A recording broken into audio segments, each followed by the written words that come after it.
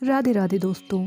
आज हम जानेंगे भगवान श्री कृष्ण के महान भक्त तथा महादानी बर्बरीक को, जिनके दान ज्ञान तप ने उन्हें इतना महान बना दिया कि पूरी दुनिया आज उन्हें श्री कृष्ण के नाम श्याम से ही जानने लगी है। ये कहानी है खाटू श्याम महाराज की। आइए जानते हैं उनके जीवन काल का पूरा वर्णन।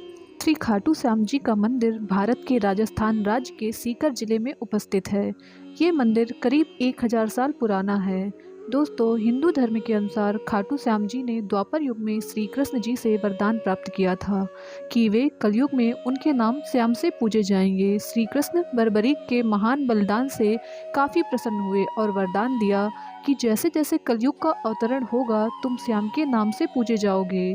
जो भी भक्त सच्चे दिल से तुम्हारा नाम बस ले लेगा उसका उद्धार हो जाएगा। कृष्ण के महान भक्त बर्बरीक, जो कहलाए खाटू श्याम। बर्बरीक घटोत्कच और मौरवी के पुत्र थे।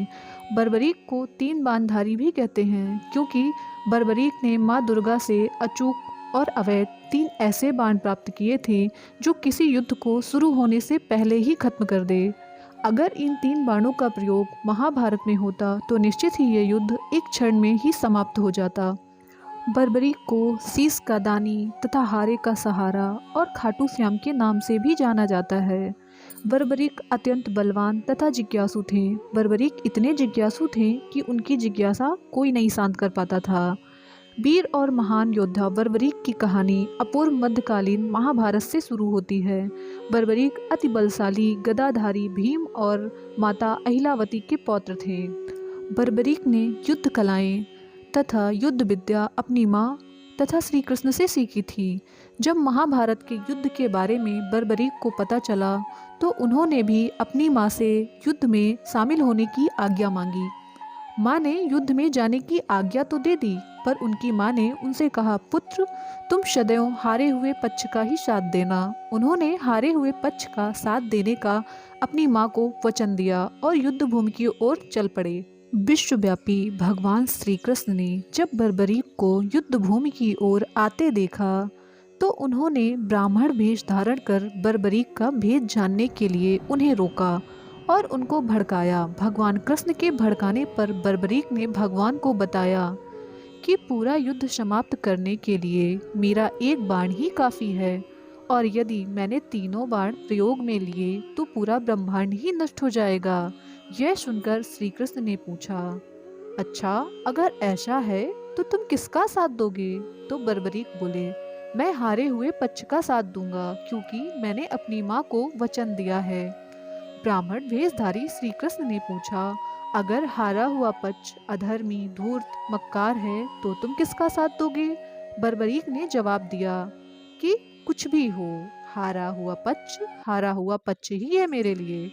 मैं सिर्फ हारे हुए पक्ष का ही साथ दूंगा। बर्बरीक की मनोदशा जानकर श्री कृष्ण ने उन्हें चुनौती दी, यदि तुम वाकई शक्तिशाली हो तो अपनी शक्तियों का प्रदर्शन करके दिखाओ। यह सुनकर बर्बरीक ने पास लगे पीपल के सभी पत्तों को एक बाण मात्र से भेद कर श्री कृष्ण को अपनी शक्तियों का प्रमाण दिया। यह सब देखकर श्री कृष्ण ने बर्बरीक को समझाया, अगर तुमने हारे हुए पक्ष का साथ दिया तो परिणाम गलत पक्ष में चला जाएगा। यह सुनकर भी बर्बरीक अपने वचन पर अड़े रहे। यह सब सुन और देखकर श्री कृष्ण समझ चुके थे कि अब कुछ अलग करना पड़ेगा।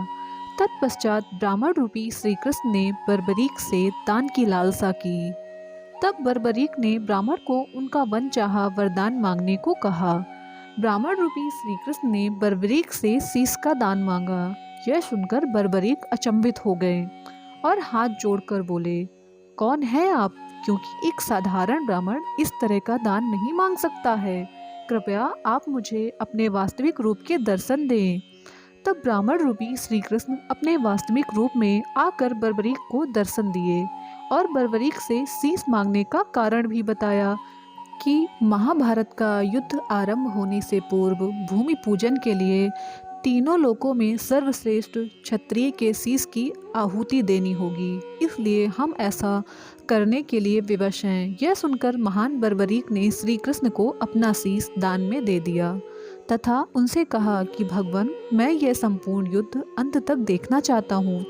श्री कृष्ण ने उनकी यह इच्छा स्वीकार कर ली तथा बर्बरीक के बलिदान को देखकर श्री कृष्ण ने बर्बरीक को महाभारत के युद्ध में सर्वश्रेष्ठ वीर की उपाधि से अलंकृत किया और बर्बरीक के शीश को समीप की एक पहाड़ी पर सुशोभित किया, जहां से बर्बरीक संपूर्ण युद्ध आराम से देख सकते थे।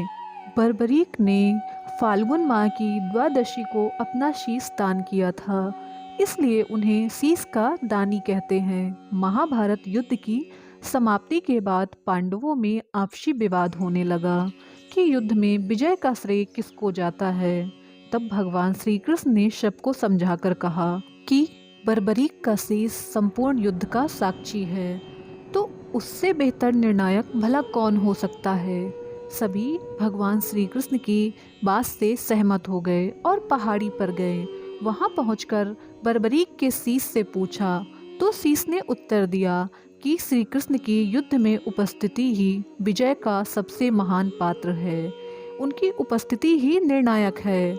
आप सब युद्ध देख रहे थे, परंतु मुझे तथा भगवान श्री कृष्ण को युद्ध भूमि में मात्र सुदर्शन चक्र घूमता हुआ दिखाई दे रहा था, जो शत्रु सेना को काट रहा था।